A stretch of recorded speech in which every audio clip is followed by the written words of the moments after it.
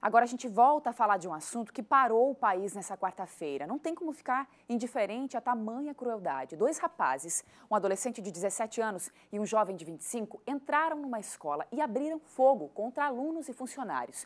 Uma câmera de segurança registrou o momento. 10 pessoas foram mortas no ataque. 5 estudantes com idades entre 15 e 17 anos, a coordenadora pedagógica da escola, de 59 anos, uma outra funcionária também da escola, de 38 anos.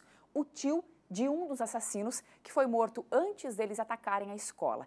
Segundo a polícia, depois que os militares invadiram a escola, Guilherme matou Luiz Henrique e depois se matou.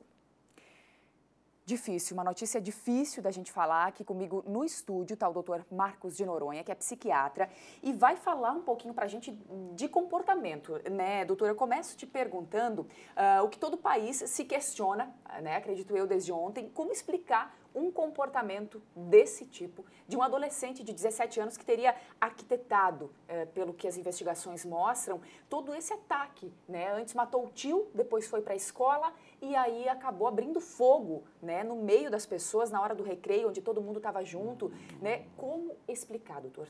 Se tem uma explicação para isso? Bom dia para você. Bom dia, estamos todos tristes, né, pelo fato, né, o país inteiro, e quem soube da notícia fica chocado, então ficamos todos chocados. Mas tem explicações, a psiquiatria, a medicina, a psicologia tenta fazer uma explicação, uma leitura. Tem uma linha da psiquiatria que chama psiquiatria cultural, quero fazer uma relação com esse fato. Psiquiatria cultural estuda fenômenos que acontecem numa sociedade e não acontecem noutra. Um estudo muito amplo, clássico, na Oceania, é que, em umas ilhas da Oceania, uma pessoa, de repente, ele pega uma faca que ele tem, chama Cris, uma peixeirazinha pequena, e ele sai correndo no meio da multidão, e as pessoas já sabem o que é, chama Amok, é a corrida do Amok. Então ele vai matando as pessoas, e como é que é o final dessa história? As pessoas matam a pessoa possuída daquele quadro chamado Amok. Quando os holandeses, numa determinada época, proibiram que matasse essa pessoa que está correndo desenfreadamente, porque eles entendiam que era uma espécie de doença, começou a diminuir essa incidência desse surto naquela localidade. Então, assim, era algo que era destrutivo, né, em relação à comunidade ali, mas eu precisava ser destruído também, porque é constrangedor. Então, você viu a desgraça que é isso que você relatou? Sim. Ele mata pessoas, assim, pessoas inocentes. Então, a desgraça é tanta que a sequência desses fatos, né, era eu me matar depois. Então, foi o que eles combinaram, porque era insuportável viver. Então, antes, a leitura da psiquiatria, assim, inclusive pessoas que estão nos ouvindo agora, tem muitas dessas pessoas, infelizmente, na sociedade, sofrendo por dentro. Né? Esse sofrimento pode ser sanado através de um bom médico, um bom psicólogo, instâncias religiosas, um bom parente, mas a gente fica com essa destruição e a gente peca por não buscar ajuda. Né? Se busca ajuda, tem uma chance. Então, parte dessas pessoas que estão sofrendo tem uma desgraça dentro. Então, essa desgraça dentro, você viu o relato que você fez? Sim. Uma mãe adicta, uma mãe com problemas, a perda da avó recente.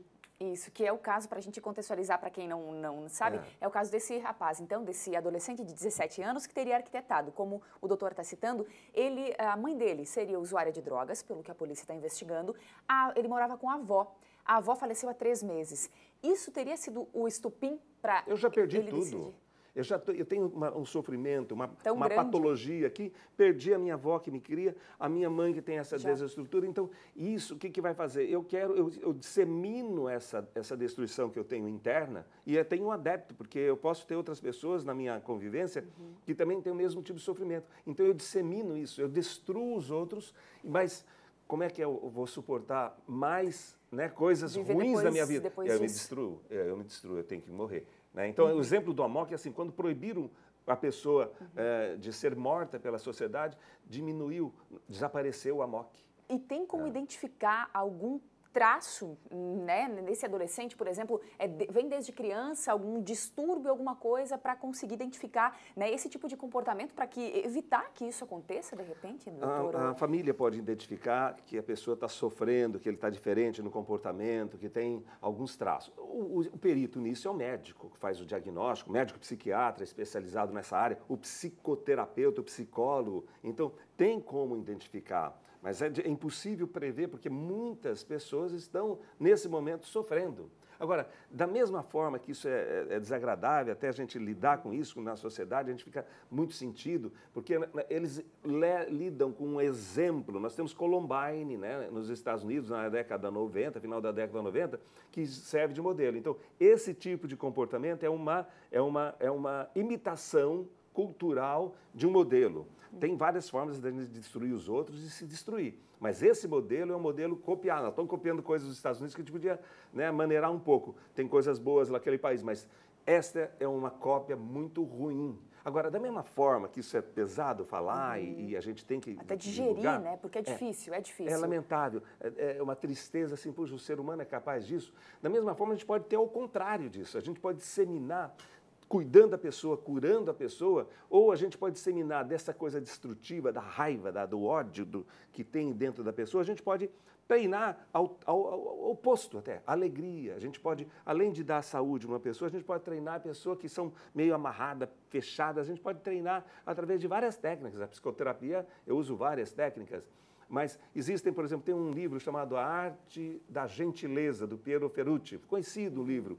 Ele se baseou num psiquiatra italiano, também italiano, que fazia o autor da psicossíntese. Então, por exemplo, esse autor, ele fazia as pessoas treinarem através da meditação, entrar numa outra vibração e buscar alegria e irradiar a alegria. Então, é uma técnica, existem várias, né? Quer dizer, o ser humano é consequência de tudo que ele está vivendo. A gente falou de desestrutura familiar, problema, claro, que todo mundo tem, né, na família. Só que é consequência disso, de todo o meio em que o ser está vivendo para que ele cometa isso, né, doutor? Como você Seguramente a avó não fazia essa apologia para que ele, né, cometesse alguma coisa. Claro. Mas o meio desagregador faz com que eu fique desamparado. Desamparado, eu posso ter sintomas e um quadro psicótico. Aí estão várias leituras para esse exemplo. Aí eu não, né, nós temos essas informações. Mas há várias leituras, porque acontece de várias formas. Muitas pessoas falam assim, porque eles jogavam videogame. O videogame é destrutivo, o videogame levou isso. Não necessariamente, né? Não tem sentido. Queria entrar nessa linha com o doutor, porque aí, pelo que a polícia está investigando também, ele teria planejado tudo com base em jogos, né? Que ele acompanhava jogos, participava de jogos em rede, destrutivos, como você falou, né? Destruição, para matar, enfim. E teria planejado, arquitetado tudo isso. Também não dá para generalizar e falar, meu filho vê videogame, acompanha, faz esses jogos, agora ele vai sair por aí com essas ideias malucas. Não vamos ao extremo também, né, doutor? Não há como essa relação, pesquisas que eu tive acesso, eu tenho acesso, não dá para relacionar. Quem joga videogame de jogos destrutivos vão se tornar pessoas desagregadoras, né, ou pessoas assassinos como esse. Não há uma relação. É claro que se eu sou estimulado por jogos, né, existem bons jogos, jogos que vão me harmonizar, me deixar bem, fazer o bem para o outro, provoca em mim uma sensação de bem-estar. O destruir o outro, eu tenho uma espécie de vingança consagrada ali, mas não é bom para mim. Parece que existe um instinto, na necessidade dos seres humanos se preservarem, o fazer o bem. A altruísmo é o top. Quando eu faço bem para o outro, em detrimento até de mim, eu faço pelo outro, né? Que é um pai pelo filho, né? uma situação de pessoas assim que conseguem ser altruístas. Então, isso me provoca eu curo-me fazendo bem para o outro. Uma sensação boa, então, né? Entre destruição, né, e amor parece que é melhor realmente do que, né, entre, né, ódio, raiva e outros sentimentos positivos. Esses sentimentos positivos, eles são realmente positivos, por isso que são chamados positivos. Né? Com certeza. Obrigada, viu, doutor, pela sua participação aqui, para a gente tentar esclarecer um pouco, entender um pouquinho mais, né, sobre esse tipo de atitude, enfim, o que levou esses meninos a cometerem isso. Obrigada, bom dia para o senhor. Bom dia.